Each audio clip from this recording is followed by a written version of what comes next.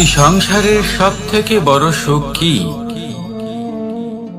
কেউ বলবেন নিজের লক্ষ্য প্রাপ্ত করা, কেউ বলবেন ধন উপার্জন করা, কেউ বলবেন নিদ্রাই সব থেকে বড় সুখ, কেউ বলবেন রাজ্য লাভ করা, আবার কেউ বলবেন মাতার হাত থেকে খাবার খাওয়া,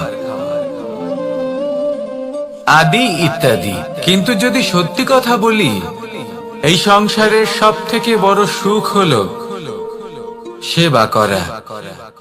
কখনো কাউকে সেবা করে দেখুন। এই সেবা দ্বারা অন্য কোনো মানুষের আশীর্বাদ লাভ করাতেই সুখ রয়েছে। আপনার সেবা ভাব দ্বারা যখন কোনো মানুষ নিজের অন্তরাত্মা থেকে আপনাকে আশীর্বাদ করে, তার থেকে বড় সুখ আর কিছুই নেই। কারণ প্রত্যেক মানুষের মধ্যে ঈশ্বর বাস করেন। নরের সেবাই হলো নারায়ণের সেবা। নিষ্কাম সেবা করাই হলো সব থেকে বড় সুখ। তাই নিজের অন্তরে সেবার এই ভাব জাগ্রত করুন। যে সুখের কথা আমি বলছি, সেই সুখ অনুভব করেই দেখুন। এই মন সুপ্রসন্ন হয়ে বলবে, রাধা রাধা। বাহ! পুষ্পের সুবাস আমার খুব ভালো লাগে।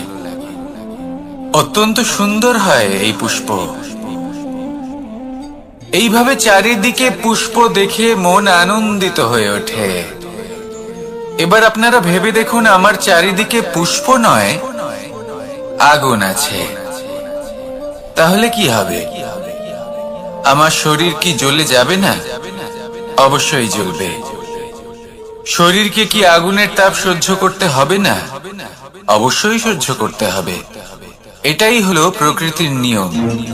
এই নিয়ম কিন্তু আমরা সবাই জানি, কিন্তু আমাদের মধ্যে বেশিরভাগ মানুষ এই বিভ্রান্তি নিয়ে বাঁচি যে এই যে প্রকৃতির নিয়ম, তা আমার উপর প্রযোজ্য নয়। তা কিন্তু নয়। আমাদের চতুর্দিকে এই যে নিসর্গ রয়েছে, আমরা তার কতটা ক্ষতি করি সেটা একবার ভেবে দেখুন। আমরা বনাঞ্চল জ্বালিয়ে দিই, বায়ু দূষিত করি, জল দূষিত করি, প্রাণীদের হত্যা আমরা করি। কেন? এই নিসর্গ আমরা নষ্ট করি, যদিও আমরা জানি যে আমরাও হলাম এই নিসর্গেরই অংশ। এবার দেখুন, শরীরের কোনো অংশে যদি আগুন ধরান, আস্তে আস্তে সমস্ত শরীরও জ্বলে যাবে। সেইভাবেই নিসর্গ যদি নষ্ট হয়ে যায়, তাহলে মনুষ্য জাতিও নষ্ট হয়ে যাবে। তাই এই যে নিসর্গ আপনি দেখছেন, এই পুষ্প, এই বৃক্ষ, বায়ু, জল, এদের সকলকে রক্ষা করুন, নষ্ট নয়। মনে রাখবেন, যদি নিসর্গ থাকে মানুষ থাকবে, যদি নিসর্গ থাকে তাহলেই জীবন থাকবে। আসুন আমার সাথে ভালোবেসে বলুন, রাধা রাধা। এই সংসারে সবাই বলেন আমি অর্জুনের মতো হয়ে উঠতে চাই। সবাই চায় যে তারাও যেন অর্জুনের মতো গান্ডীব লাভ করে। তারাও চায় যে তাদেরকেও মহাদেব এসে পশুপতি অস্ত্র দান করবেন। তারাও এটাই চায় মহাভারতের মতো মহাসংগ্রামে বিজয়ী হতে। কিন্তু সবাই ভুলে যান যে অর্জুন যা হতে পেরেছিলেন সবকিছুই অর্জন করেছিলেন।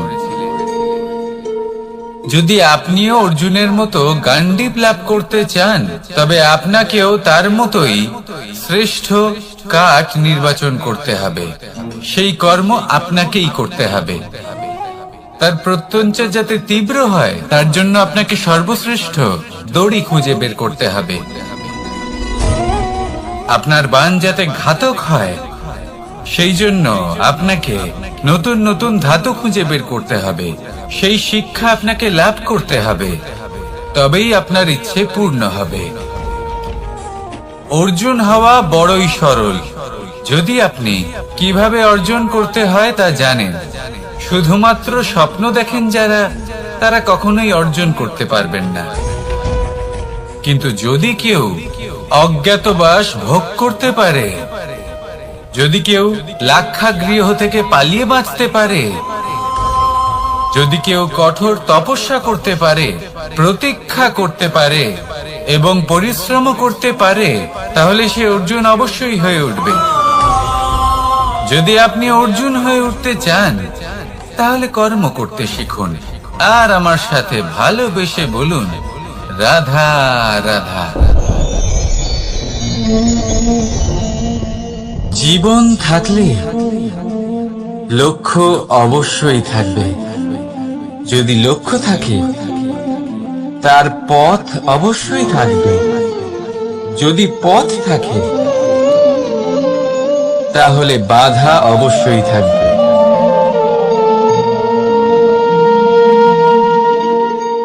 আর এর উপরেই নির্ভর করে যে আমরা জীবনে সফল হব না অসফল, পুরস্কারের ভাগীদার হব নাকি তিরস্কারের। মনে করুন আপনাকে একটা কাজ করতে হবে, আপনাকে পর্বত আরোহণ করতে হবে, আর সেই পথের ঢাল আপনাকে একাধিকবার ফেলে দেবে। পাথর আপনাকে একাধিকবার আহত করবে। এই অবস্থায় কি করবে?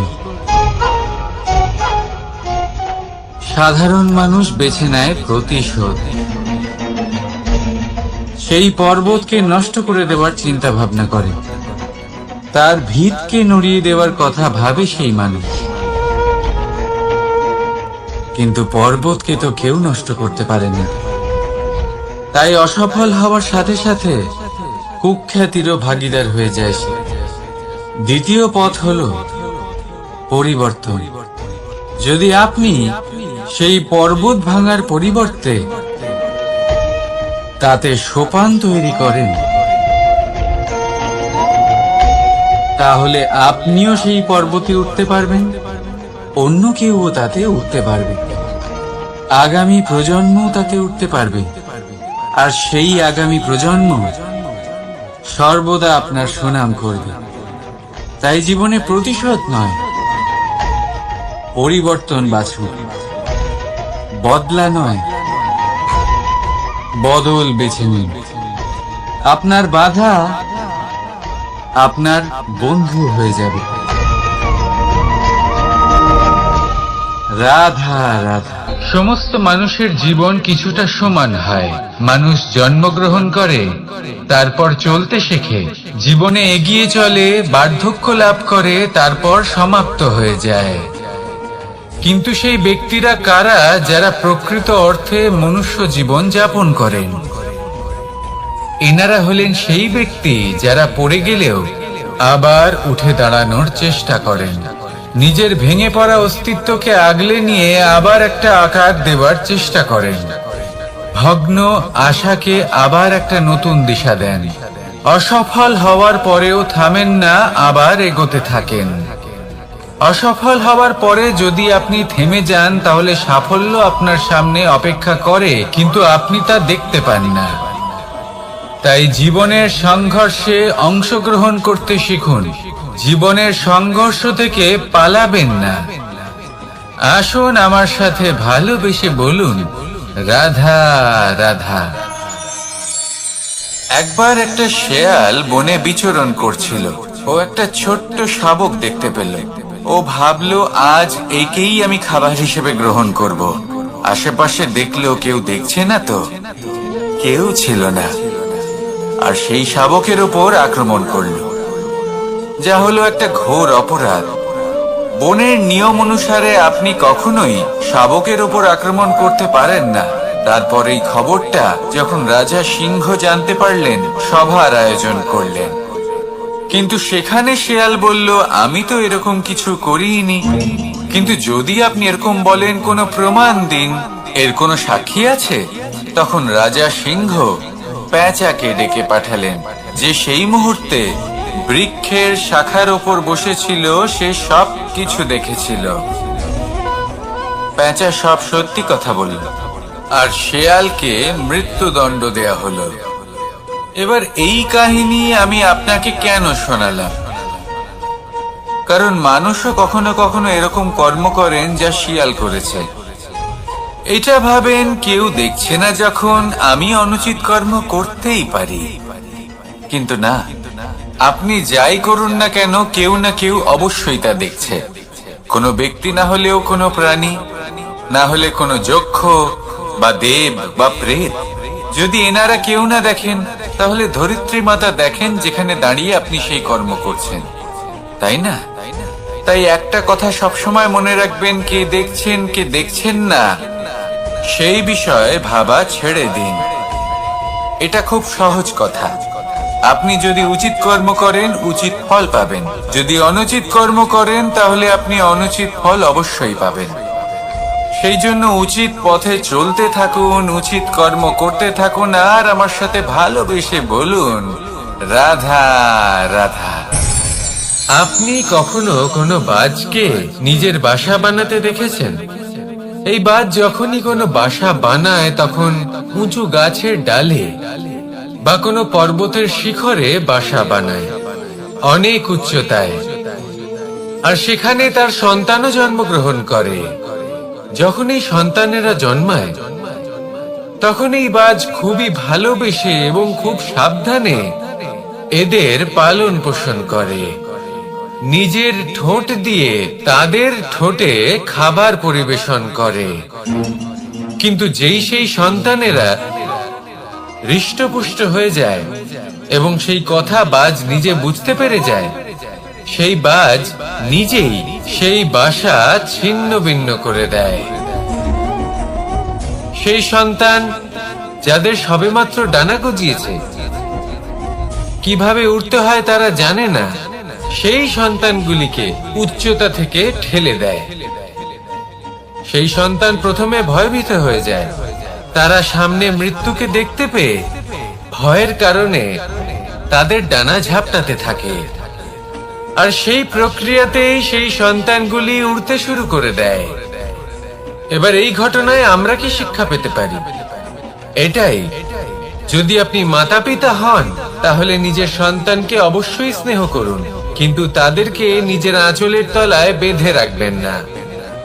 যদি আপনি চান আপনার সন্তান জীবনে উন্নতি করুক, তাহলে নিজের মুঠো থেকে তাদের স্বতন্ত্র করে দিন, এই সংসারে সংঘর্ষ করতে দিন।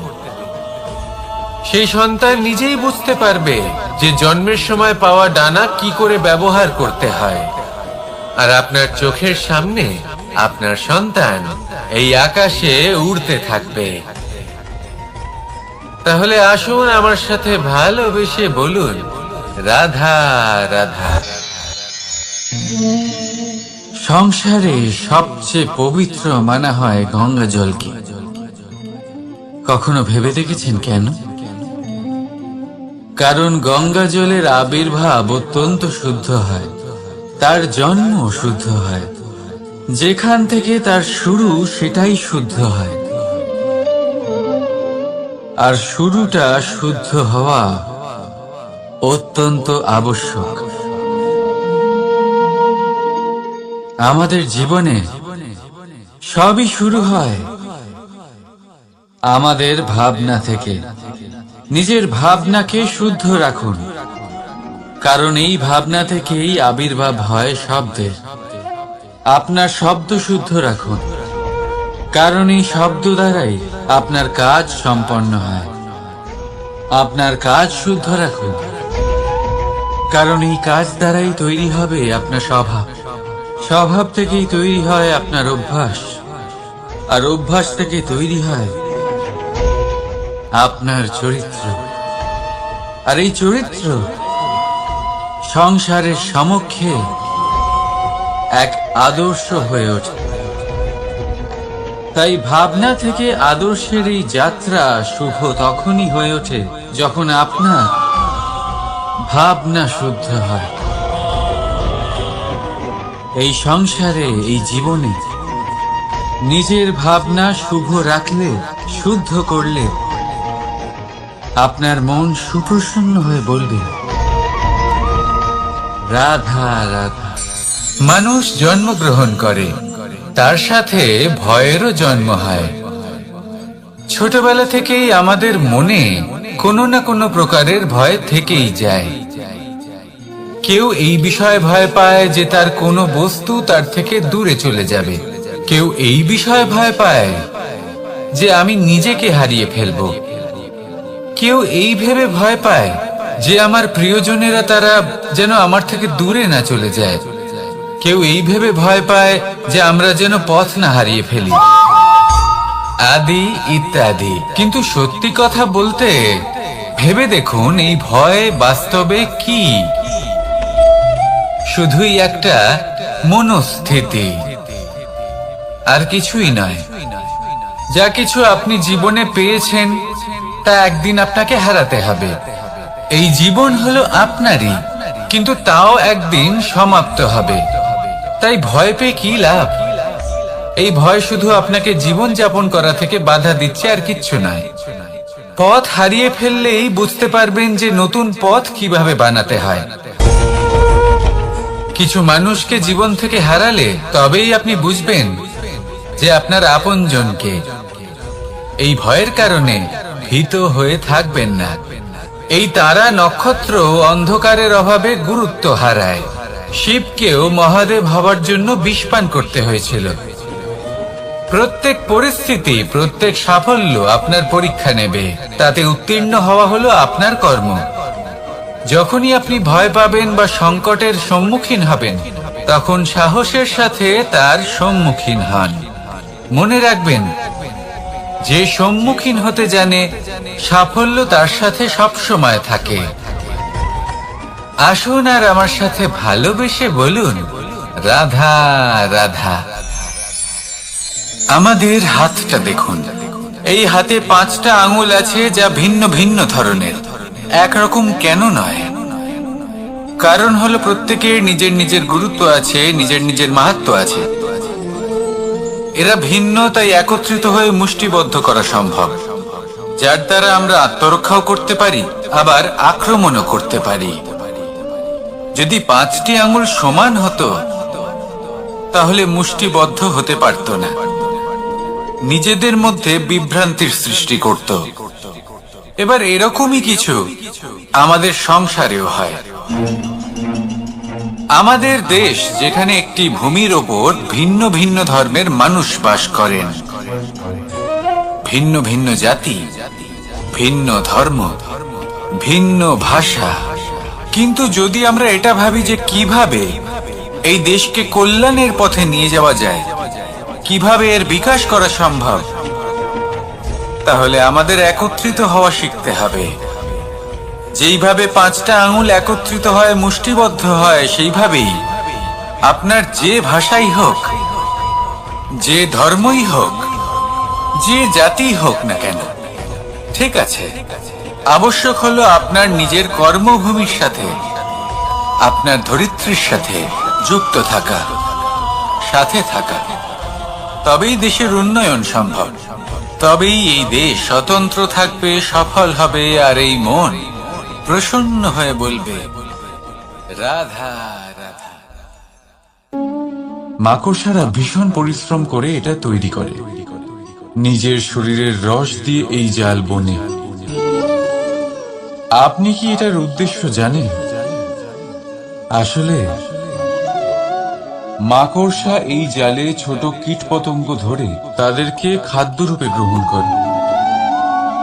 কিন্তু আপনি কি এই কথা জানেন যে একদিন মাকড়সা নিজেই নিজের জালে জড়িয়ে মৃত্যুবরণ করে থাকে? বলুন, কি করেন আপনি এই জাল দেখতে পেলে? দেখতে পেলেই মুছে ফেলেন এর অস্তিত্ব, তাই না? তেমনি অন্যদিকে পাখির বাসা, পাখিরাও ভীষণ পরিশ্রম করে এটা তৈরি করে।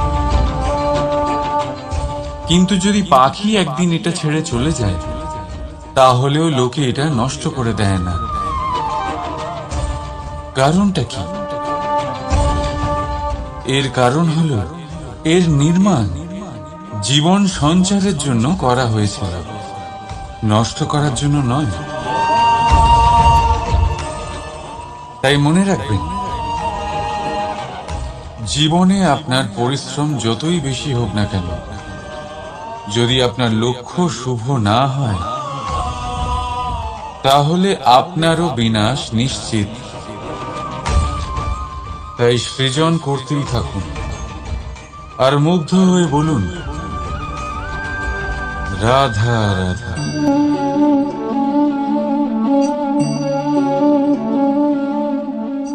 আপনার কি মনে হয় আমি কি করছি? আপনি বলবেন আমি প্রদীপ জ্বালাচ্ছি।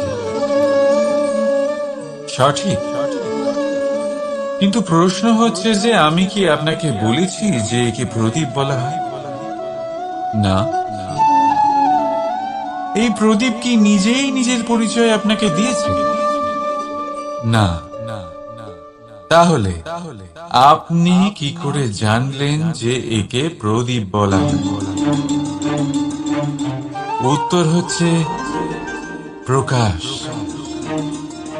যে স্বয়ং জ্বলে অন্ধকারের মধ্যে সংসারকে পথ দেখায়, সেটাই প্রদীপ।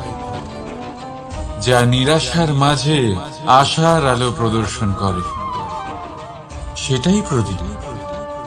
অপর দিকে আছে সাপ, যাকে না দেখেও তার ফনার আওয়াজ শুনেই লোকে ভয় পেয়ে যায়।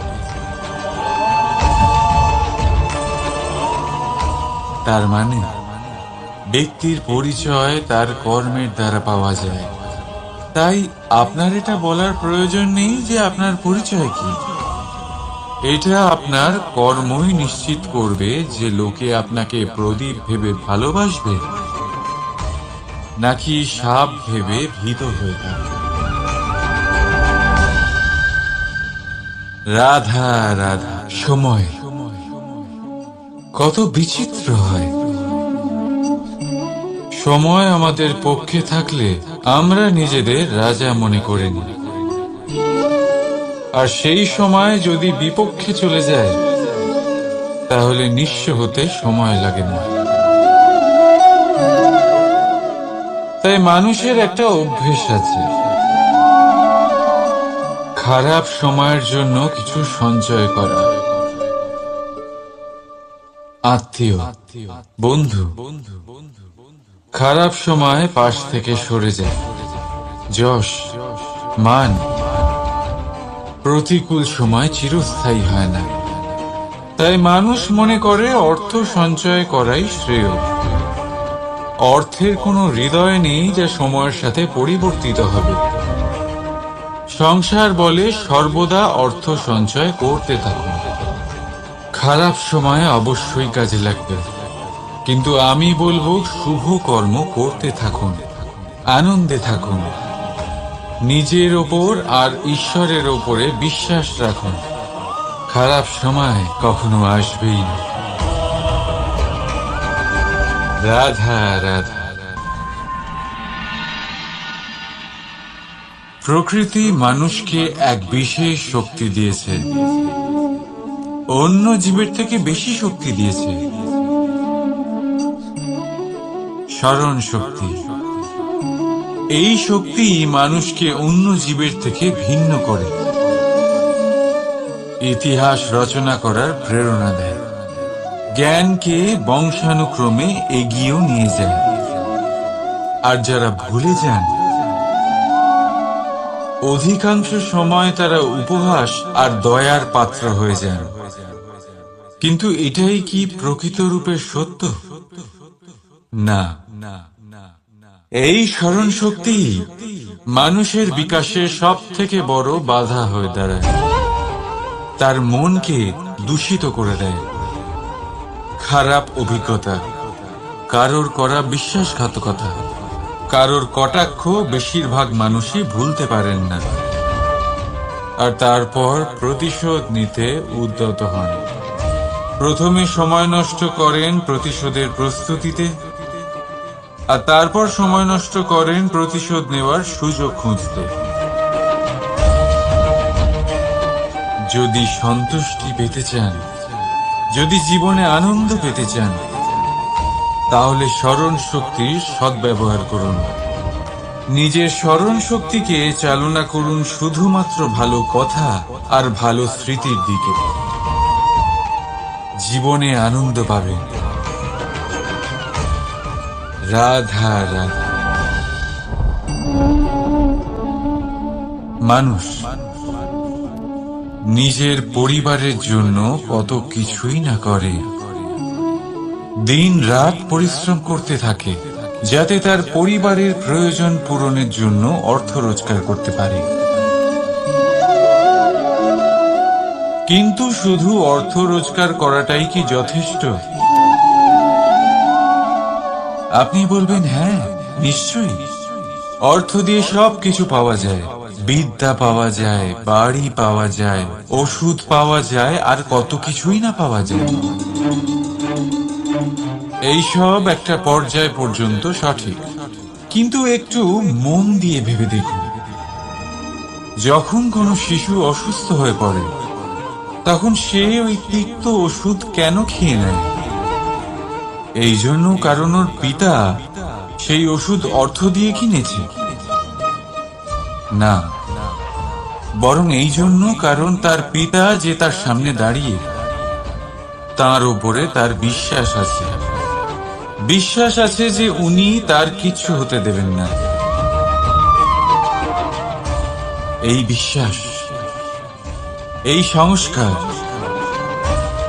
এই শিক্ষা কখনো অর্থ দিয়ে পাওয়া যায় না। এটা পাওয়া যায় সেই সময় থেকে যা মাতা পিতা তাদের সন্তানের সাথে কাটিয়েছেন। তাই জীবনে অর্থ অবশ্যই উপার্জন করুন, কিন্তু নিজের পরিবারকেও সময় দিন, আনন্দ পাবে। রাধা রাধা। বিরোধিতা এমন এক শব্দ যা শুনে আমরা সবাই ভয় পেতে থাকি। যদি কেউ আমাদের বিরোধিতা করে তা আমাদের সহ্য হয় না। আমরাও কারোর বিরোধিতা করে কোনো শত্রুতা করতে চাই না। এই ধরনের ভাবনা আমাদের মনে আসতেই থাকে। কিন্তু বিরোধিতা এই শব্দ আপনার শান্তির জন্য, আপনার সুখের জন্য কতটা গুরুত্বপূর্ণ তা আপনারা জানেন না। তাই যদি কাল এসে কেউ আপনার বিরোধিতা করে, তখন সবার আগে নিজেকে যাচাই করুন। আপনি কি ভুল করেছেন? আপনার দোষ কি? নিজের মধ্যে কি ত্রুটি আছে সেটা বোঝার চেষ্টা করুন, নিজেকে সংশোধন করার চেষ্টা করুন, তারপর দেখুন বিরোধিতার এই আগুন আপনাকে স্বর্ণ থেকে কুন্দন বানিয়ে তুলবে। বলা হয় এই সংসারে খারাপ বেড়েই চলেছে, কিন্তু তার কারণ এ নয় যে খারাপ মানুষ বেড়ে চলেছে। তার কারণ হলো যে ভালো মানুষ, যাদের ভালো চিন্তা, ভালো বিচারধারা আছে, তারা খারাপের বিরোধিতা করতে পারে না। যদি আপনার সম্মুখে কোনো খারাপ কর্ম হয়, তাহলে তার বিরোধিতা করতে সংকোচ করবেন না, কারণ বিরোধিতার এই আগুন মন্দকে পিছুপা হতে অবশ্যই বাধ্য করে। রাধা রাধা। বিশ্বাস, জীবনে বিশ্বাস কতটা গুরুত্বপূর্ণ। একজন স্ত্রী তার স্বামীর হাত ধরে যে কোনো জায়গায় যেতে পারেন, এর কারণ হলো বিশ্বাস। তার নিজের স্বামীর ওপরে বিশ্বাস আছে। যখন একজন মা তার ছোট বাচ্চাকে কোলে তুলে হাওয়ায় ওঠায়, তখন সেই বাচ্চা ভয়ভীত হয়ে যায় না। তার কারণ হলো বিশ্বাস। তার বিশ্বাস আছে যে তার মা তার কিচ্ছু হতে দেবে না। এক বৈদ্যের দেওয়া ঔষধ সন্তান কিছু না বুঝে শুনেই খেয়ে ফেলে।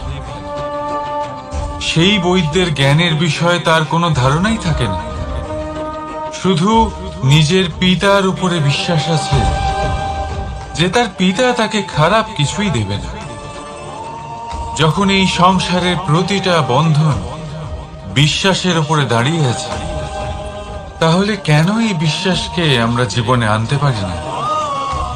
আপনি নিজেই দেখুন, এই বিশ্বাস নিজের জীবনে এনে দেখুন, সবকিছু আরো সুন্দর হয়ে যাবে। তাই ভালোবেসে বলুন, রাধা রাধা।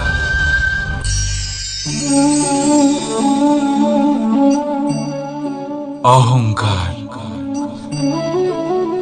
এই শব্দটা সবাই শুনেছেন। বহু মানুষকে আপনি এটা বলতে শুনেছেন যে ওই ব্যক্তির অহংকার আছে, ওই মানুষটির ক্ষমতার অহংকার আছে, ওই ব্যক্তির নিজের রূপ নিয়ে অহংকার আছে, ওই ব্যক্তির নিজের অর্থের অহংকার আছে, ইত্যাদি ইত্যাদি। কিন্তু এই অহংকার, এর অস্তিত্ব হয় কি করে? এবারে একবার এই হাতটা দেখুন। যদি এই হাতের 5 আঙ্গুল উঠে দাঁড়ায়, আশীর্বাদ। আর যদি এই হাতের 5টা আঙ্গুল একসাথে মুঠো হয়ে যায়, শক্তি। সংকটের বিরুদ্ধে ঢাল। কিন্তু এই একটা আঙুল সংকটের কারণ হয়ে দাঁড়াতে পারে। এই একটা আঙুল শত্রুকে আহ্বান জানায়। এবার অহংকার বলে এই শব্দটাই দেখেন। আমাদের থেকে আলাদা হয়ে গেলে হয় অহং। অহং অর্থাৎ ব্যক্তির মনে হয় যে সে আপনদের থেকে, নিজের বন্ধুদের এবং সঙ্গীদের থেকে, নিজের পরিবারের থেকে অনেক উপরে, অনেক শ্রেষ্ঠতর সে। কিন্তু মনে রাখবেন, এই অহংকার কোন ব্যক্তির অস্তিত্বের বিনাশের প্রথম ধাপ। তাই ঝেড়ে ফেলে দিন এই অহংকারকে, আর বিশ্বাস করুন আমাদের ওপর, কারণ তখনই আপনি শান্তি পাবেন। আর সেই শান্তির সাথে বলে উঠবেন, রাধা রাধা।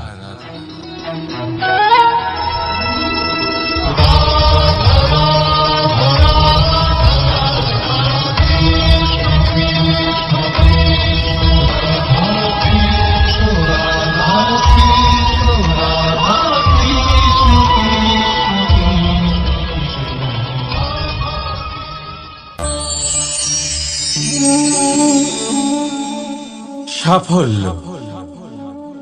যদি আপনাকে জীবনে সাফল্য পেতে হয়, তাহলে আপনি একাধিক মানুষ পাবেন যারা একাধিক উপায় বলবে আপনাকে সাফল্য পাওয়ার।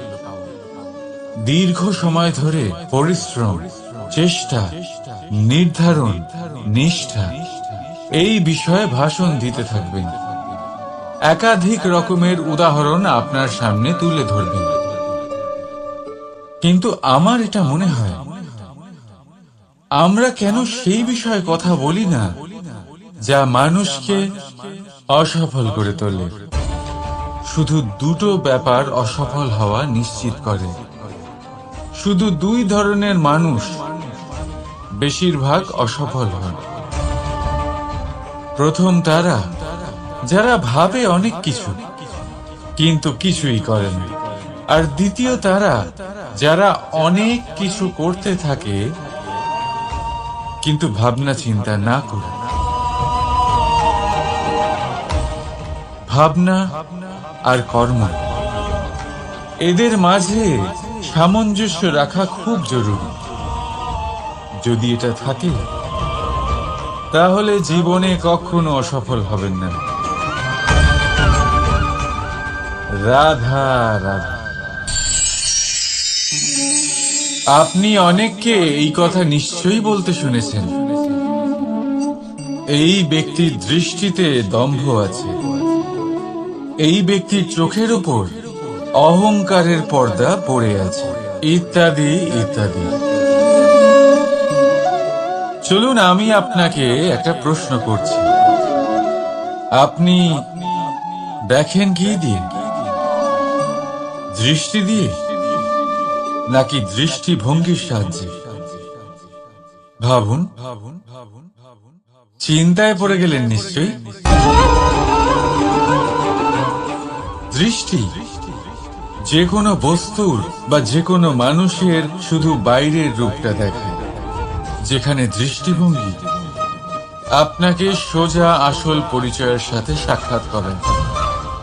উদাহরণ হিসেবে চন্দ্র। চন্দ্র আমরা সবাই দেখেছি। বহু মানুষ আছেন যাদের চন্দ্র অত্যন্ত সুন্দর লাগে। আবার কিছু মানুষ এমনও আছেন যারা এই চন্দ্রের মধ্যেই দাগ খুঁজে বার করেন। এই হলো দৃষ্টিভঙ্গি। যদি নিজের দৃষ্টিভঙ্গিতে প্রেম রাখেন, ভালোবাসা রাখেন, সম্ভ্রম রাখেন, তাহলে তার বদলে আপনিও প্রেম আর সম্মান অবশ্যই পাবেন। এবারে দেখুন, যে জল দিয়ে ঈশ্বরের মূর্তি ধোয়া হয় তাকে চরণামৃত বলা হয়। এটার কারণ দৃষ্টিভঙ্গি। এখন আপনি পাথরকে ভগবান ভেবে পুজো করবেন নাকি ভগবানকে পাথর ভেবে পরিত্যাগ করবেন? সিদ্ধান্ত আপনার, কিন্তু এই সিদ্ধান্ত নির্ভর করে আপনার দৃষ্টিভঙ্গির ওপর। তাই নিজের দৃষ্টিভঙ্গি শুভ রাখুন, নিজের দৃষ্টিভঙ্গিতে ভালোবাসা রাখুন, আর আনন্দে বলুন রাধা রাধা।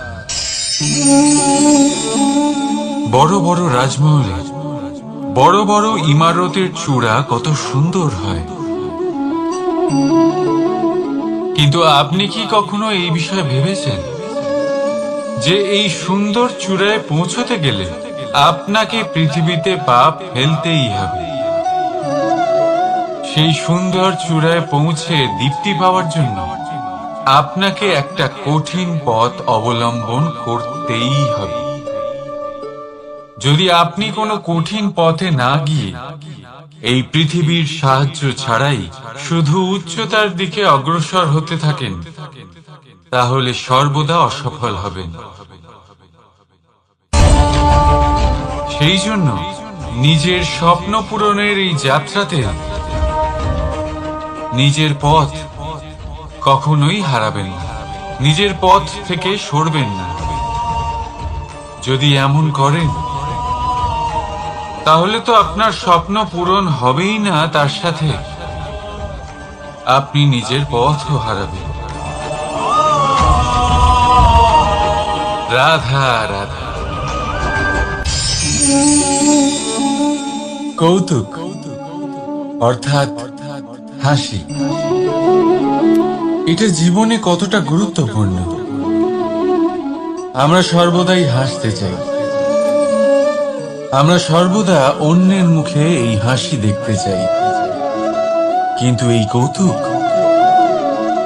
এই কৌতুক অনেক প্রকারের হয়, আর এই কৌতুকের ভিত্তি কি সেটাও খুব গুরুত্বপূর্ণ। কৌতুক কেবল তখনই পাবেন যখন তা শুদ্ধ মন থেকে আসবে। কৌতুক তখনই পাবেন যখন তার সামনের জনকেও হাসিয়ে তার কষ্ট হরণ করবে। এবারে যদি কৌতুক হিংসার থেকে বেরোয়, তখন তা কটাক্ষ হয়ে যায়, সামনের মানুষের মনে আঘাত করে। তারপরে সে তৈরি থাকে যে কখন আপনার উপরে আবার প্রহার করতে পারবে।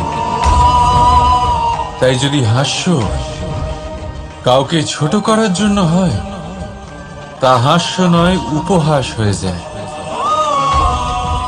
আর তা সামনের জনকে আনন্দ নয়, শুধু অপমান দেবে। আর অপমানিত ব্যক্তির মন তিক্ত হয়ে থাকে। তাই মনে রাখবেন যে এই কৌতুক যেন কৌতুকই থাকে, তা উপহাস বা কটাক্ষ না হয়ে যায়। রাধা রাধা।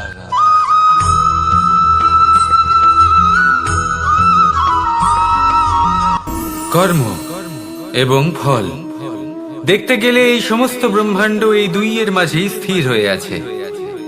মানুষজন কর্ম করেন ভালো ফল লাভের আশায়, আর ভালো ফল লাভের আশায় উনি এটাই ভুলে যান যে উনি যে কর্ম করছেন তা কি করছেন।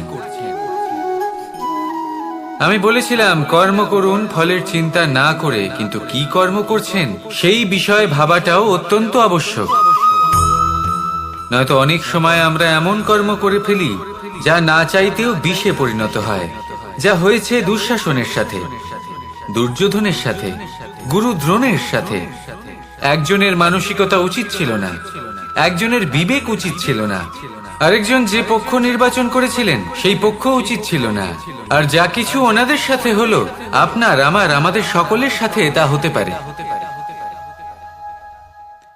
আমি বলেছিলাম কর্ম করুন, ফলের চিন্তা করবেন না, কিন্তু এই কর্মের বিষয়ে বিচার করে দেখাটাও ততটাই আবশ্যক।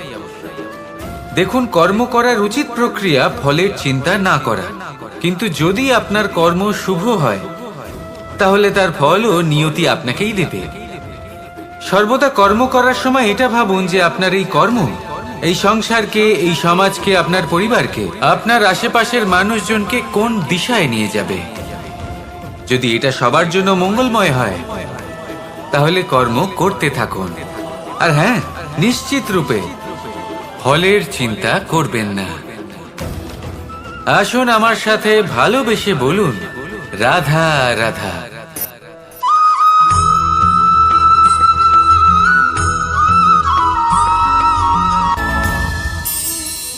এই সংসারে এমন কোনো পর্বত নেই যা এতটাই উঁচু যে মানুষ তার শিখরে পৌঁছতে পারবে না, তাকে অতিক্রম করতে পারবে না। এই সংসারে এমন কোনো সাগর নেই যা কিনা এতটাই গভীর যেখানে মানুষ তার তলদেশে পৌঁছে ফিরে আসতে পারবে না। একটা ছোট্ট বরফের টুকরো পর্বতের শিখরে গলে গিয়ে বইতে থাকে, আর দেখতে দেখতেই তা মহানদী গঙ্গায় পরিবর্তিত হয়। এর কারণ কি? এর কারণ হলো প্রচেষ্টা, প্রারব্ধ নয়। এই প্রচেষ্টাই সুনিশ্চিত করে যে আপনার প্রারব্ধ কি হবে। এই সমস্ত কিছু হলো প্রচেষ্টা আর প্রারব্ধের খেলা। আপনার প্রচেষ্টা যেরকম হবে আপনার প্রারব্ধ সেরকমই হবে। আর আপনার প্রচেষ্টা যদি উচ্চ মানের হয় তাহলে প্রারব্ধকে আপনার সামনে নত হতেই হবে। কি বলেন? তাহলে আসুন আমার সাথে ভালোবেসে বলুন রাধা রাধা। অনেক সময় মানুষ অতীতকে দেখেন আর তখন অহংবোধে পরিপূর্ণ হয়ে ওঠেন। কখনো বর্তমানের দিকে তাকান, ভবিষ্যতের দিকে তাকান আর পরিতৃপ্তিতে ভরে ওঠেন। কেন বুঝতে পারেন না একটা সহজ কথা? এই যে সৃষ্টি, এই সৃষ্টি হলো একটা বড় চক্র যা বারংবার আপনার কাছে ফিরে আসবেই। কঠিন থেকে কঠিনতর পরীক্ষায় আপনাকে নিযুক্ত করবে, যাতে আপনাকে উত্তীর্ণ হতেই হবে। যা কাল ছিল তা আজ নেই, এটা সবাই জানেন। যা আজ আছে তা হয়তো কাল থাকবে না, এটাও আপনাকে মেনে নিতে হবে, তাও আবার হাসি মুখে। শান্ত থাকতে শিখুন আর কখনো এই মনের মধ্যে অহংকার উৎপন্ন হতে দেবেন না। হতে শিখুন সেই হিমবাহের মতো। হয়তো এই জন্যই এত শীতল থাকে, কারণ ও জানে গতকালও জল রূপে ছিল, আজ বরফ রূপে হয়তো আছে, কিন্তু কাল পুনরায় সে জলেই পরিণত হবে। নিজেকে শান্ত রাখুন। হয়তো আজ আপনি সাফল্যের শিখরে আছেন, হয়তো বা নেই। আপনাকে প্রত্যেক দিন অবশ্যই দেখতে হবে। শুধু নিরন্তর প্রচেষ্টা করতে থাকুন, প্রত্যেক পরিস্থিতির জন্য তৈরি থাকুন, আর একে ভারসাম্যে রাখতে শিখুন। আপনার কাল হোক, আজ হোক বা আগামীকাল, আপনার ভালো দিন হোক বা খারাপ দিন, সব পবিত্র হয়ে যাবে। তাহলে আসুন আর আমার সাথে ভালোবেসে বলুন রাধা রাধা।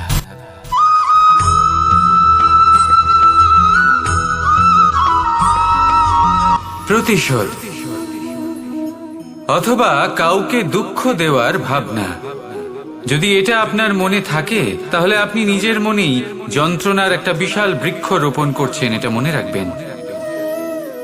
কারণ কাউকে দুঃখ দেবার এই ভাবনা, এটা হলো সেই বীজ যা আপনার মনেই পতিত হবে, আপনার মনেই অঙ্কুরিত হবে, আর আপনার মনেই একটা বিশাল বৃক্ষরূপে বেড়ে উঠবে। জীবন আপনার, কর্ম আপনার, কাউকে দুঃখ দেবার ভাবনা আপনার ছিল, এই বৃক্ষ হলো আপনার, তাই এর ফলও আপনিই পাবেন, যা গ্রহণও আপনাকেই করতে হবে। মনে রাখবেন, যে মানুষ এটা ভাবে যে আমি ওকে দুঃখ দেব, ওকে কষ্ট দিতে চাই আমি, সেই মানুষই দুঃখ আর কষ্ট পেয়ে থাকে। যদি সেই জায়গায় আপনি এটা ভাবেন যে আমি কাউকে সুখী করে তুলতে চাই, কাউকে সুখ প্রদান করতে চাই, তাহলে তারও বীজ আপনার মনেই রোপণ হবে, বৃক্ষে পরিণত হবে, যার ফলও আপনিই পাবেন। এখানে বিষয়টা হলো শুধু মানসিকতার চিন্তা, যা সত্য হয়ে আপনার সামনে আসে। তাহলে এই মানসিকতা শুভ করুন, সবার জন্য মঙ্গল কামনা করুন। অন্যের মনে আপনার জন্য ভালো চিন্তা থাকুক বা না থাকুক, আপনি সবার জন্য শুভ চিন্তা করে কর্ম করতে থাকুন, তাহলে আপনার সাথেও ভালোই হবে। তাহলে আসুন আর আমার সাথে ভালোবেসে বলুন, রাধা রাধা।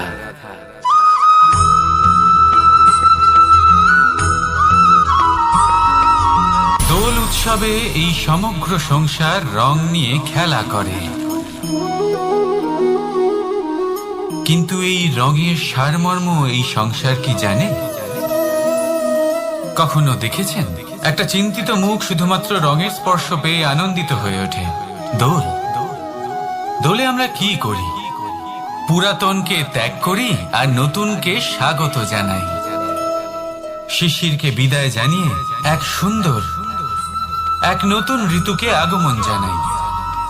দুশ্চিন্তা দূর করে আসার নতুন রঙে রঙিন হয়ে ওঠা, নিজেকে আনন্দিত করা, এটাই তো হলো দোল। এবার দোলের একটা ব্যাপার আছে, দুটো রঙে একসাথে রঙিন হওয়া যায় না। একটা রং উঠলে তবেই আরেকটা রং লাগা সম্ভব। আরো একটা প্রশ্নও রয়েছে, কোন রংকে তুলে দিয়ে কোন রং মাখানো যেতে পারে? যদি আপনাকে উদাহরণ দিই, লোভের এই রং, তা যতক্ষণ লেগে থাকবে আনন্দের রং লাগতে পারবে না, যা হয়েছিল দ্বারকাবাসী এবং সামন্তক মণির মধ্যে। ভ্রান্তির রং যতক্ষণ লেগে থাকবে সত্যের রং লাগতে পারবে না, যা হয়েছে রুক্মিণীর সাথে। আর হিংসা, হিংসার এই রং যতক্ষণ লেগে থাকবে প্রেমের রং ততক্ষণ লাগতেই পারবে না, যা হয় আপনার আমার সবার সাথে। তাহলে আসুন একসাথে মিলে দোল পালন করি এবং সবকিছুর উপরে বিজয় লাভ করি। অন্ধকারের স্থানে আলো, ভ্রান্তির স্থানে সত্যের, হিংসার স্থানে প্রেমের, আর লোভের স্থানে আনন্দের এই সুন্দর রং মাখাই। শত্রুতা, ঘৃণা, হিংসা, এই সব কিছু ত্যাগ করি আর সকলের সখা হয়ে উঠি, আর ভালোবেসে বলি শুভ দোল। হ্যাঁ, ওটা তো আমরা অবশ্যই বলবো, রাধা রাধা।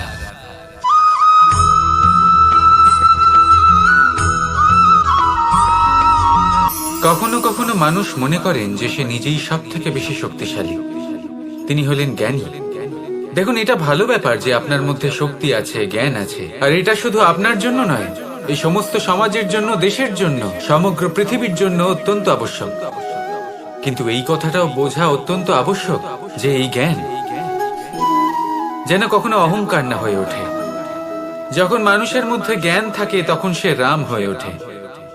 রাম, যিনি সমুদ্রের বুকে সেতু বানিয়েছিলেন, বানর সেনার দ্বারা রাক্ষস রাজকে পরাজিত করেছিলেন, আর চিরকালের জন্য সবার কাছে আদর্শ হয়ে উঠেছিলেন। আর যদি মানুষের মনে অহংকার জন্মায় তাহলে সে রাবণ হয়ে ওঠে। দেশে বিদেশে যতই খ্যাতি থাকুক না কেন, সে রাক্ষস হয়ে ওঠে, নিজের সাথে সাথে সমস্ত কুলের বিনাশ করে বসে। এবার জ্ঞান নাকি অহংকার, আপনার কি চাই সেই সিদ্ধান্ত আপনার, আর আপনার এই সিদ্ধান্তই নিশ্চিত করবে যে আপনার কর্ম কি হবে, আর আপনার এই কর্মই নিশ্চিত করে দেবে আপনার প্রারব্ধ কি হবে। তাহলে শুভ কর্ম করুন আর আমার সাথে ভালোবেসে বলুন, রাধা রাধা।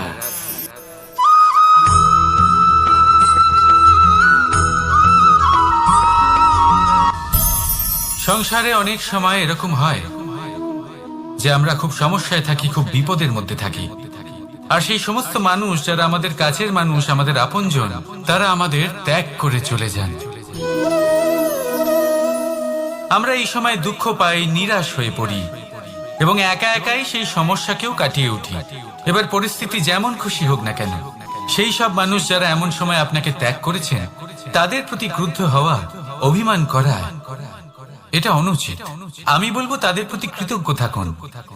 আমি বলবো তাদের ধন্যবাদ জানান যে তারা এমন সময় আপনার সঙ্গ ত্যাগ করেছেন যখন আপনার তাদের সব থেকে বেশি প্রয়োজন ছিল।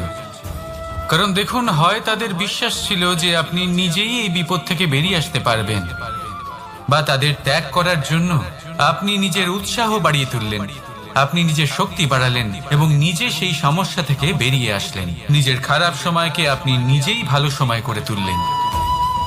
শেষ পর্যন্ত আপনি আরো শক্তিশালী হয়ে উঠলেন, আরো শ্রেষ্ঠ হয়ে উঠলেন। আর এটাই তো আপনার বিজয়, যার কারণ হলো তাদের আপনাকে ত্যাগ করা। তাহলে তাদের ধন্যবাদ জানান আর আমার সাথে ভালোবেসে বলুন, রাধা রাধা।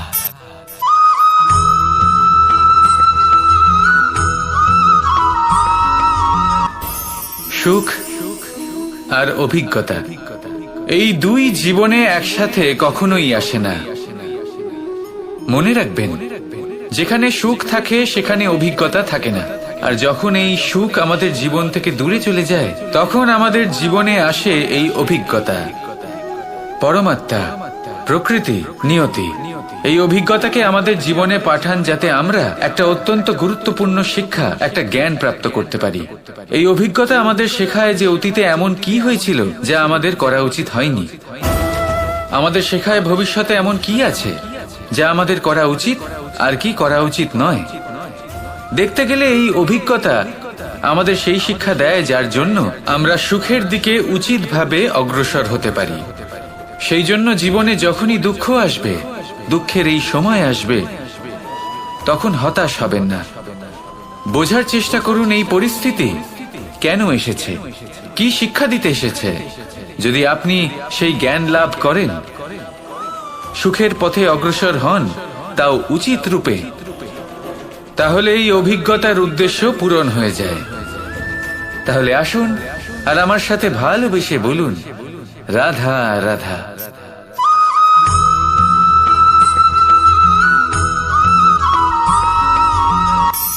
ধন,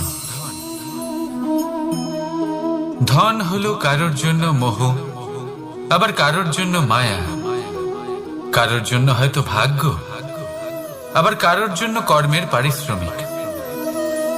দেখতে গেলে এই ধন হয়তো সবার জন্যই অত্যন্ত প্রয়োজনীয় হয়ে থাকে। সেই জন্যই তো মানুষ নিজের সমস্ত জীবন অতিবাহিত করেন এই ধন অর্জন করার জন্য। অনেক মানুষ এমনও হয় যাদের সমস্ত জীবন এই ধন অর্জন করতেই কেটে যায়। প্রত্যেক মানুষই চেষ্টা করেন যেন তিনি ধনী হন, যত সম্ভব বেশি ধন অর্জন করতে পারেন, সম্পন্ন থাকতে পারেন। আর তা হবে নাই বা কেন? কারণ এটাই হলো এমন এক বস্তু যা আদান প্রদান এমন নানান কাজে আসে। চেষ্টা তো সব মানুষই করেন, ধন অর্জন সব মানুষ করতে পারেন না। কারণ হলো এটাই যে মানুষ ভাবেন যে তার কাছে কিছু ধন এলে তারপর তিনি কিছু করে দেখাবেন, আর ধন ভাবে যদি এই মানুষ কিছু করে দেখান তাহলে আমি তার কাছে আসব। সেই জন্য কিছু করে দেখান, এমন শ্রেষ্ঠ কাজ করে দেখান যাতে ধন নিজেই আপনার কাছে ছুটে আসে। যদি আপনি ধন লাভের আশায় ছোটেন তাহলে আপনি নিজের সন্তোষ ভাব হারিয়ে ফেলবেন। কিন্তু এই সম্পত্তি যদি আপনার কাছে ছুটে আসে তাহলে আপনাকে মহান বলা হবে। সেই জন্য কাজ করুন, শ্রেষ্ঠ কাজ করে দেখান, দেখবেন এই ধন ফলস্বরূপ আপনার কাছে আসবেই আসবে। তাহলে আসুন আমার সাথে ভালোবেসে বলুন, রাধা রাধা।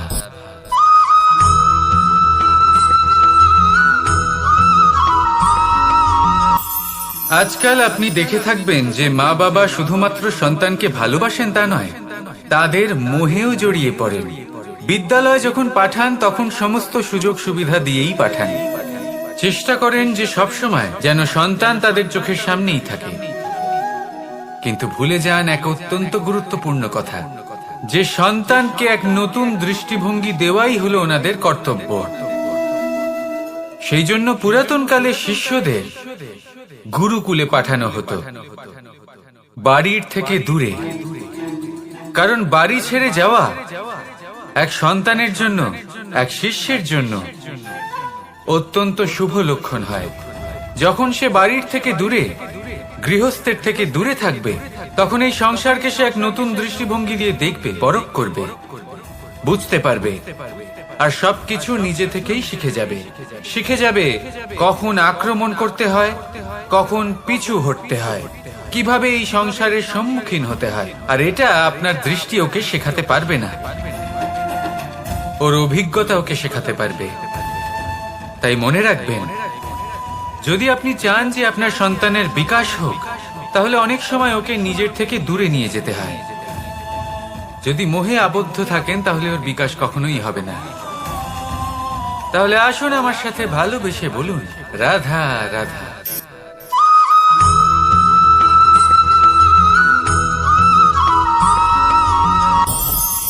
আমাদের মনে সবসময় একটা প্রশ্ন এসেই থাকে, এই জীবন যা কিনা ঈশ্বর আমাদের দিয়েছেন, একটা জীবন। ঈশ্বর এক আত্মা দিয়েছেন পৃথিবীতে বাঁচার জন্য। যতদূর আমরা জানি আমাদের কাছে একটাই জীবন রয়েছে। আমরা ভাবি এই জীবন গুছিয়ে কিভাবে রাখা যায়। প্রত্যেক মানুষ ভাবেন যে আমি কি করি যাতে এই জীবনকে গুছিয়ে রাখা যায়, কিরকম কর্ম করব, কিরকম পুণ্য করব, কি ধরনের শাস্ত্র পড়ব যাতে আমি সেই জ্ঞান অর্জন করি যাতে জীবনটা সুন্দর করে তুলতে পারি। আমাদের সমগ্র জীবন কেটে যায় এই প্রশ্নের উত্তর খুঁজতে, সেই শাস্ত্র অধ্যয়ন করতে। এমন অনেক মানুষ তাও বুঝতে পারেন না। আসুন আজ আমি আপনাকে একটা সহজ কথা বলি, যার দ্বারা আপনি নিজের জীবন সুন্দর করবেন। জীবন, জিহ্বা,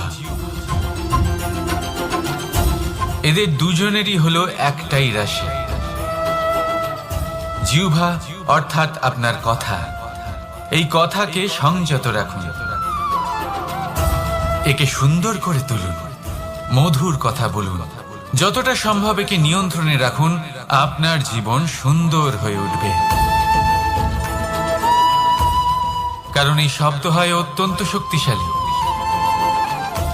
এটা হলো এমন এক বন্ধন যা আপনার সামনের মানুষকে আপনার ব্যক্তিত্বের সাথে জুড়ে দিতে পারে। তাই এই শব্দ সংযত রাখুন, একে সুন্দর করে তুলুন।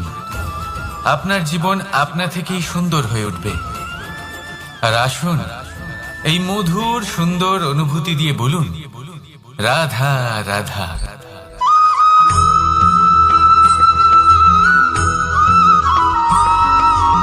সমস্যা, কঠিন সময়, সংকট, বিপদ কার জীবনে নেই?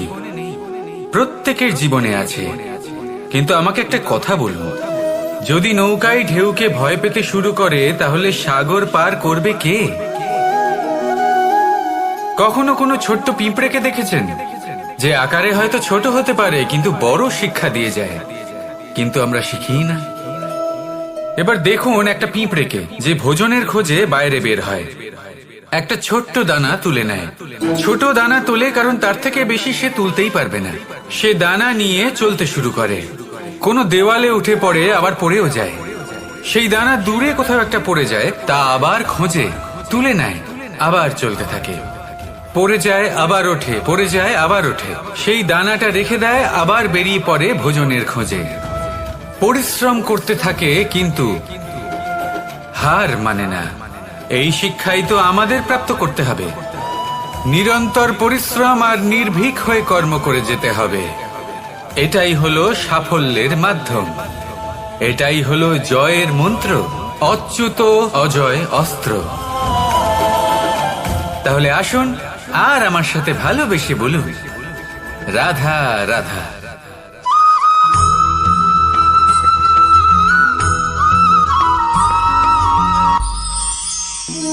জীবন, এই জীবন আসলে কি?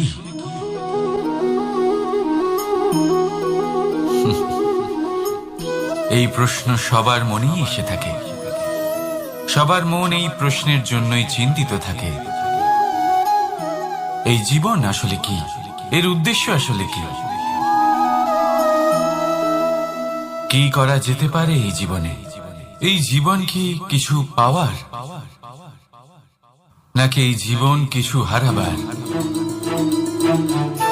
এই জীবন কি আসলে সেটাই যেখানে আমাদের পরমাত্মার খোঁজ করা উচিত, নাকি আমাদের ধাবিত করা উচিত নিজেদের স্বপ্নের লক্ষ্যে? এই জীবন আসলে কি? এই জীবন আসলে অত্যন্ত সরল। এ হলো শান্ত জলের মতো, একটা আয়নার মতো এই জীবন। এই জীবন আসলে ঠিক যেন এক আয়নার মতো। আয়না কি করে? আপনাকে সেটাই দেখায় যা আপনি করে থাকেন। আপনি হাসি মুখে আয়নার দিকে তাকান, আয়না আপনাকে আপনারই মুখ দেখাবে সেই হাসি সমেত। আপনি রেগে গিয়ে আয়নার দিকে তাকান, আয়না আপনাকে সেটাই দেখাবে। আপনি প্রসন্নভাবে হেসে আয়নার দিকে তাকালে আয়না আপনাকে সেটাই দেখাবে। এটাই হলো জীবন, একটা আয়নার মতো। আপনি এটা ভাববেন না যে এই জীবন আপনাকে কি দিয়েছে, বরং এটা ভেবে দেখুন যে আপনি এই জীবনকে কি প্রদান করেছেন। যদি আপনি এই জীবনকে সুখ প্রদান করেন, আনন্দ দিতে পারেন, ভালোবাসা দিতে পারেন, তাহলে এই জীবনও আপনাকে সুখ, আনন্দ আর ভালোবাসাই দেবে। তাহলে আসুন এই সুখ, আনন্দ আর ভালোবাসা দিয়ে বলুন, রাধা রাধা।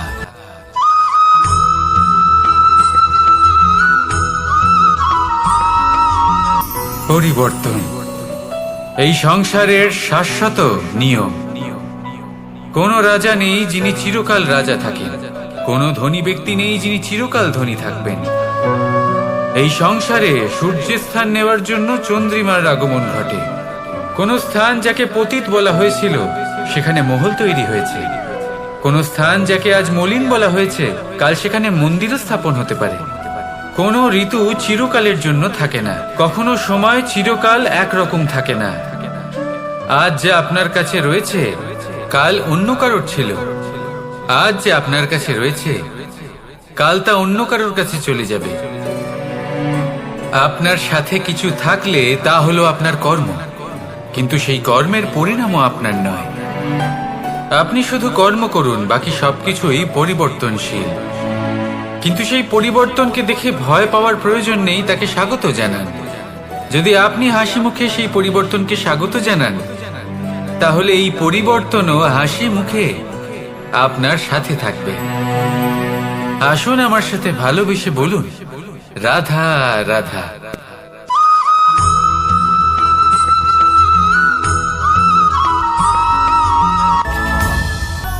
ধরিত্রীর বুকে গজিয়ে ওঠা এই দুব্য ঘাস দেখেছেন? দুব্য ঘাস, যা আমাদের পাকে শীতল রাখে। এতে যদি বসেন তাহলে মনে হবে নরম কোথাও বসে আছেন। এত ছোট হলেও কিন্তু এর মধ্যে গুণ আছে অনেকগুলি, আর যতটা ছোট এটা ততটাই বড় শিক্ষক। কিভাবে? ভাবুন, পাতা ঝরার মরশুমের পরে সমস্ত পাতা একত্রিত হয়ে থাকে। একটা ছোট ফুলকি সবাইকে জ্বালিয়ে দিতে পারে, সমস্ত পাতা পুড়ে ছাই হয়ে যায়। কিন্তু এই ঘাসের কিছুই হয় না, সে যেমন ছিল তেমনই থাকে। কারণ কি হতে পারে? প্রথম কারণ, এরা ছোট প্রেম আর বিশ্বাসের নমনীয়তা বজায় রাখবেন। যদি এরকম করতে পারেন তাহলে জীবন সবসময় সুখে কাটবে। রাধা রাধা।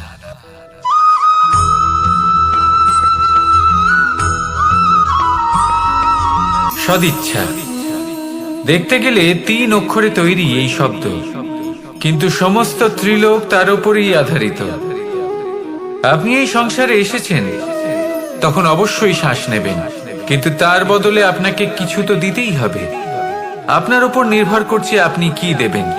কি দেবেন এই সংসারকে, এই সমাজকে, নিজের পরিবারকে, আর তার বদলে কি নেবেন? যশ নাকি অপযশ? দেখুন, এক ছিল রাবণ, যে কিনা সমুদ্র পার করলো সীতাকে অপহরণ করার জন্য, আর এক ছিলেন রামচন্দ্র, যিনি সমুদ্র পার করেছিলেন, সেতু বানিয়ে গিয়েছিলেন সীতাকে ফিরিয়ে নিয়ে আসার জন্য। দুজনেই সমুদ্র পার করেছিলেন, শুধু পার্থক্য ছিল সদিচ্ছাকে বোঝার, লক্ষ্যের। অনেক মানুষের যাত্রা একরকম হতেই পারে, কিন্তু আনন্দ তখনই লাভ করবেন যখন লক্ষ্য শুভ হবে, মহান হবে। এই লক্ষ্য দিয়ে এই সংসারের কল্যাণ হবে এবং মানুষের সম্মান হবে। যদি আপনার সংকল্প উচিত হয়, তাহলে আপনার লক্ষ্য উচিতই হবে, নয়তো শুধুমাত্র বিনাশ হবে। আর উচিত এটাই হবে যে বিনাশের হাত থেকে যেন নিজেকে বাঁচানো যায়, কি বলেন? তাই জীবনে যে লক্ষ্য স্থির করছেন, মনে রাখবেন তা যেন শুভ লক্ষ্য হয়। যদি এরকম হয়, তাহলে আপনার যাত্রা, আপনার জীবন দুটোই শুভময় হবে। আসুন আর আমার সাথে ভালোবেসে বলুন, রাধা রাধা।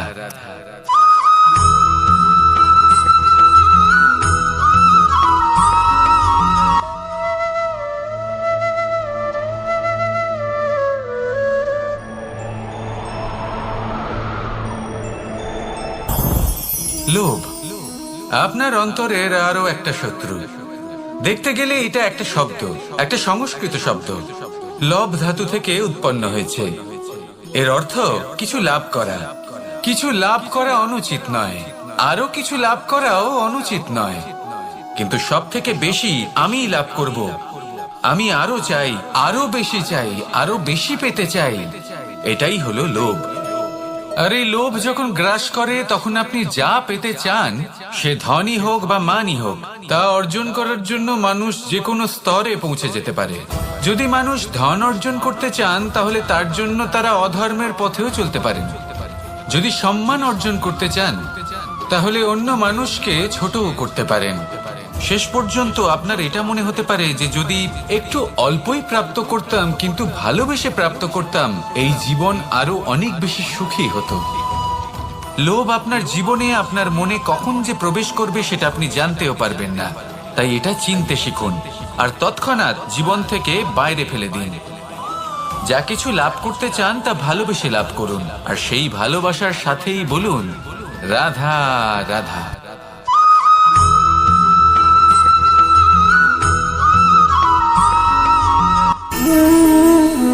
সঞ্চয় মানুষের যখন থেকে বোধ বুদ্ধি হয়, সঞ্চয় করতে আরম্ভ করে দেন। সঞ্চয় করতে থাকেন ভোজনে, সঞ্চয় অর্থের, সঞ্চয় শক্তির। নিজের জন্য করেন, নিজের পরিবারের জন্য করেন, নিজের স্ত্রীর জন্য করেন, সন্তানের জন্য করেন, সন্তানের সন্তানের জন্য সঞ্চয় করেন। সঞ্চয় করার জন্য ওনার কাছে অনেক কারণ রয়েছে, কারণ উনি এটা ভাবেন যে এই সঞ্চিত শক্তির জন্য কেউ ওনার কোনো ক্ষতি করতে পারবে না। মানুষ ভুলে যান একটা গুরুত্বপূর্ণ কথা, এই সত্য, উনি এই সংসারে খালি হাতেই এসেছিলেন, আর এখান থেকে ওনাকে খালি হাতেই যেতে হবে। যা এখানকার তা এখানেই থেকে যাবে। আর যদি কিছু ওনার সাথে যায়, তা হলো ওনার কর্ম, আর কিচ্ছু নয়। তাই যদি কিছু অর্জন করতে চান, তাহলে শুভ কর্ম অর্জন করুন, আত্মশক্তি অর্জন করুন, কারণ পরলোকে এটাই হবে আপনার সম্পত্তি। তাহলে কি এটা আপনি অর্জন করতে চান না? আসুন আর আমার সাথে ভালোবেসে বলুন, রাধা রাধা।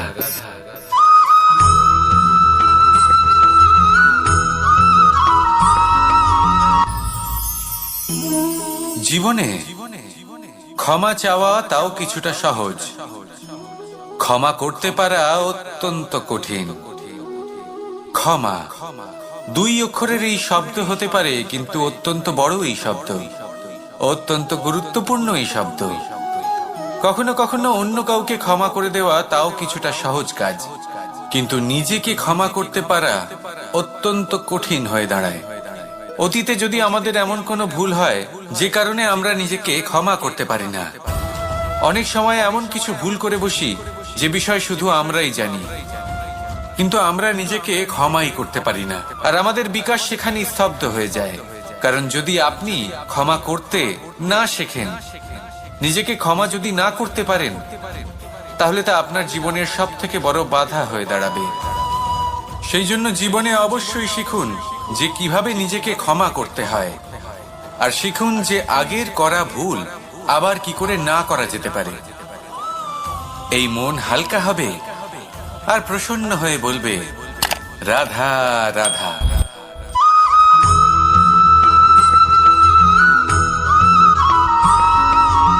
বটবৃক্ষের বীজ সর্ষের দানার থেকেও ছোট হয়, কিন্তু যখন তা নিজের রূপ ধারণ করে তখন তা বিশাল বৃক্ষের আকার ধারণ করে, যা সহস্র বছর ধরে বেঁচে থাকে, ছায়া প্রদান করে, পাখিদের আশ্রয় প্রদান করে, আর দেয় পথচারীদের বিশ্রাম করার স্থান।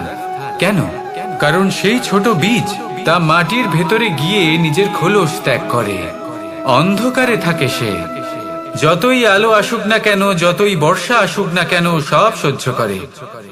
আর তারপরে একটা চারা গাছ অঙ্কুরিত হয়, তারপর ধীর গতিতে একটা বিশাল বৃক্ষতে পরিণত হয়। দেখুন, জীবনে কঠিন সময় আসে, এই জন্য নয় যে আপনি হার মেনে নেবেন, এই জন্য আসে যাতে আপনি ভবিষ্যৎ নির্মাণের জন্য নিজেকে তৈরি করতে পারেন।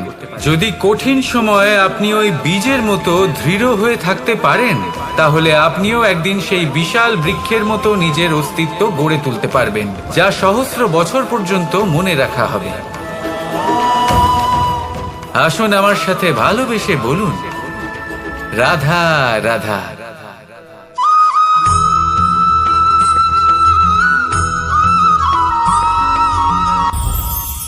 এই সংসারে যখনই কোনো সমস্যা আসে, তখন আমরা আমাদের সব থেকে বড় সম্বলের কাছে আশ্রয় খুঁজি, তা হলো আমাদের বিশ্বাস। এবার প্রশ্ন হলো এটাই যে এই বিশ্বাস কার উপর করা যেতে পারে? পরিবারের ওপর, বন্ধুর ওপর, নাকি তাদের উপর বিশ্বাস করা উচিত যাদেরকে আমরা কখনো সঙ্গ দিয়েছি? দেখুন, এই সংসারে বিপদের সম্মুখীন হলে কে আপনাকে সাহায্য করবে সেটা নির্বাচন করা আপনার হাতে নেই। সেটা সেই সকল ব্যক্তির উপর নির্ভরশীল যে তারা আপনাকে সাহায্য করবে নাকি করবে না। অর্থাৎ যখনই কোনো বিপদ আসে, সর্বপ্রথম তার সম্মুখীন আমাদের নিজেকেই হতে হয়, আর তার জন্য প্রস্তুত থাকা প্রয়োজনীয়। সেই শক্তি, সেই সাহস অর্জন করা প্রয়োজনীয়। দেখুন, যখনই অন্ধকার আসে তখন সবার আগে কে আপনাকে ত্যাগ করে চলে যায়? আপনার নিজেরই ছায়া। এই অন্ধকারের সম্মুখীন হতে হয় অন্তরের প্রদীপের দ্বারা, অন্তরের আত্মা দ্বারা। তবেই আপনি অন্ধকারের ওপর জয়লাভ করতে পারবেন। সেই জন্য যে বিপদই আসুক না কেন, নিজেকে তার জন্য প্রস্তুত রাখা উচিত। সেই সাহস নিয়ে আসুন। এমন কোনো বিপদ নেই যা আপনাকে ভেঙে দিতে পারে। আসুন আমার সাথে ভালোবেসে বলুন, রাধা রাধা।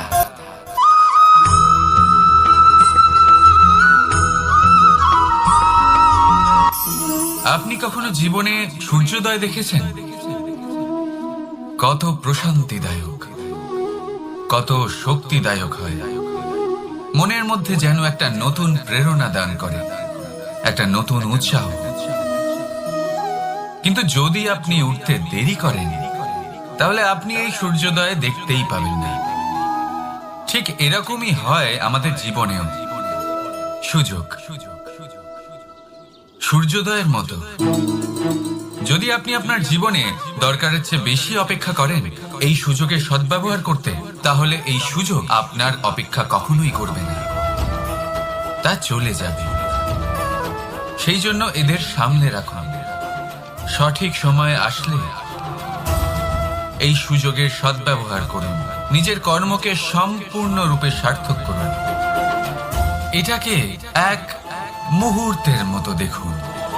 যদি এরকম করেন তাহলে জীবনও সূর্যোদয়ের মতোই হবে। এতে সন্তুষ্টি থাকবে, গৌরব থাকবে, আর থাকবে শান্তি। রাধা রাধা।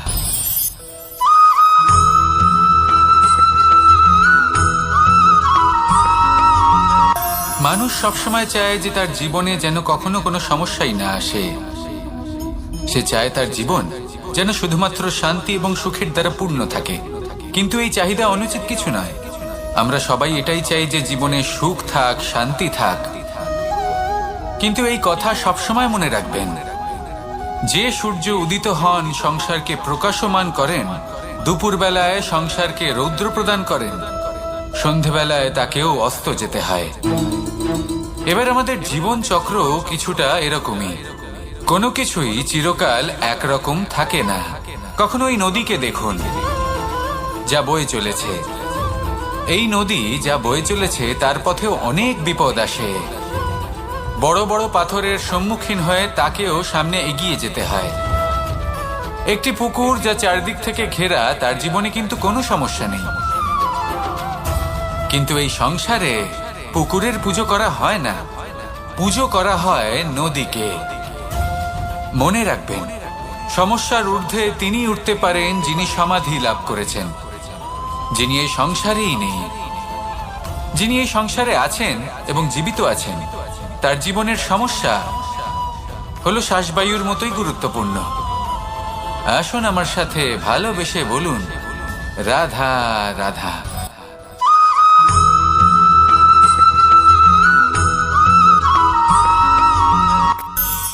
ধন, সম্পদ, ঐশ্বর্য, মানুষ হয় নিজের সৌভাগ্যের দ্বারা এগুলো লাভ করে থাকেন বা কর্মের দ্বারা। সৌভাগ্য আসলে কি?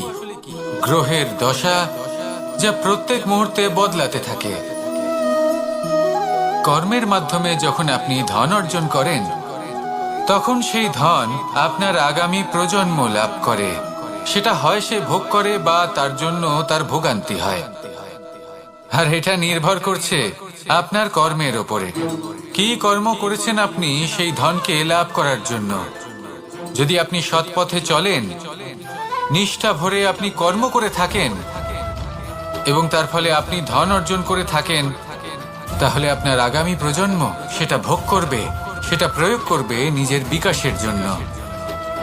কিন্তু যদি আপনি কুকর্ম করে থাকেন, কোনো রকম ছলনা করে থাকেন এই ধন লাভ করার জন্য, তাহলে 100% আপনার আগামী প্রজন্মকে এর জন্য ভুগতেই হবে। তাহলে আপনি কি চাইবেন? যে আপনার আগামী প্রজন্ম সুখ ভোগ করবে, নাকি আপনার কুকর্মের পরিণাম ভোগ করবে? নির্বাচন আপনারই। আসুন আমার সাথে ভালোবেসে বলুন, রাধা রাধা।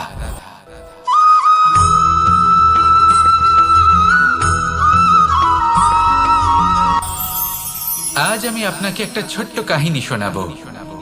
একবার আমি, রাধা আর দাদা আমরা তিনজনে মিলে লুকিয়ে একটা উপবনে গেলাম আম পেড়ে খেতে। অনেক পরিশ্রম করে আমরা ওখানে পৌঁছলাম আর আমরা আশ্চর্যচকিত হয়ে গেলাম এটা দেখে যে এবার তো আম পাকেইনি। এবার দাদা কি করলেন, একটা আম পাড়লেন আর সেটা চাখলেন, আর উনি নিরাশ হয়ে পড়লেন। উনি বললেন যে এটা তো খুবই টক। তারপর রাধা একটা আম পাড়লো আর সেটা চেখে দেখলো, আর রাধা উৎসাহিত হয়ে পড়ল। আমি রাধাকে জিজ্ঞেস করলাম, কি হয়েছে, তুমি এত উৎসাহিত কেন? তখন রাধা বলল যে এবার এত বেশি টক আম হয়েছে যে এগুলো দিয়ে আমরা আচার বানাবো। তাহলে দাদা ওখান থেকে বেরিয়ে গেলেন নিরাশ হয়ে এবং খালি হাতে। রাধাও ওখান থেকে বেরিয়ে গেল কিন্তু উৎসাহিত হয়ে, আর অনেকগুলো কাঁচা আম সাথে নিয়ে। এর থেকে আমরা কি শিক্ষা পেতে পারি? যে প্রত্যেকটা স্থানে এমন কিছু রয়েছে যেখান থেকে আমরা কিছু একটা শিক্ষা লাভ করতে পারি, যা আমাদেরকে বিকাশের পথে নিয়ে যেতে পারে। এই শিক্ষা প্রত্যেক স্থানে আছে। সবকিছু আমাদের দৃষ্টিভঙ্গির উপর নির্ভর করছে। যখনই আমাদের জীবনে, আমাদের সম্পর্কে কোনো সমস্যা, কোনো বিপদ আসে, তখন বেশিরভাগ মানুষ সেই বিষয় নিয়ে দুঃখী হয়ে পড়েন। আর কিছু মানুষ এমনও থাকেন যারা শেষ পর্যন্ত তার সমাধান করেন, বিপদকে পরাজিত করেন, সম্পর্কগুলিকে আবার জুড়ে দেন। যদি আপনি সুখের খোঁজ করেন তাহলে আপনি সুখ অবশ্যই পাবেন, প্রসন্নতা অবশ্যই পাবেন। যদি আপনি দুঃখ খোঁজেন তাহলে দুঃখ অবশ্যই পাবেন। এবার আপনি কি খুঁজতে চান সেই চয়ন আপনারই। আসুন আর আমার সাথে ভালোবেসে বলুন, রাধা রাধা।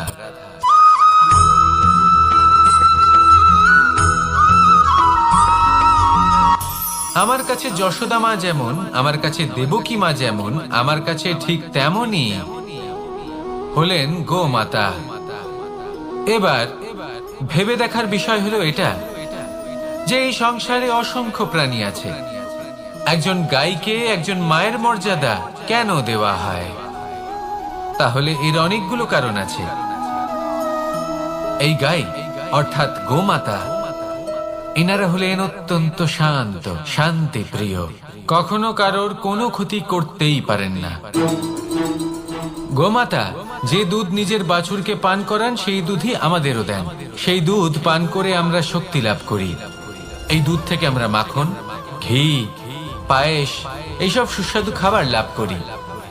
গোমাতার গোবর আমাদের জ্বালানি হিসেবে সাহায্য করে, যার ফলে খুব কম সংখ্যক কাঠ ব্যবহার করা যায় এবং বেশিরভাগ জঙ্গল সুরক্ষিত থাকে। গোমাতার গোমূত্র সেটাও আমাদের কাছে লাভজনক। এর দ্বারা আমরা অনেক রোগ থেকে মুক্তি লাভ করতে পারি। গোমাতা যখন একটি বাছুরকে জন্ম দেন তখন সেই বড় হয়ে আমাদের ক্ষেত কর্ষণ করে।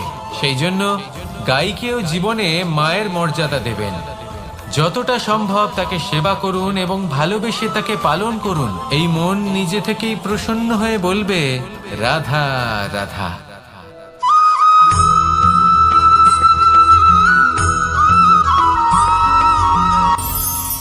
কখনো কোনো প্রজাপতিকে উড়তে দেখেছেন? কি সুন্দর উড়ে বেড়ায় সে, এক ফুল থেকে অন্য ফুলে, এক পাতা থেকে অন্য পাতার উপর। কিন্তু সে কিভাবে উড়তে শেখে কখনো ভেবেছেন? জন্ম থেকেই কিন্তু প্রজাপতির ডানা থাকে না। ও কিন্তু ছোট্ট একটা ডিমের আকারে জন্ম লাভ করে। তারপর সেই ডিমটি ভেঙে একটি কীট বাইরে আসে। আস্তে আস্তে সে বড় হয়, ওর শক্তি বৃদ্ধি পায়। তারপর সে সেই কীট দশা ত্যাগ করে নিজের ডানাগুলি মেলে।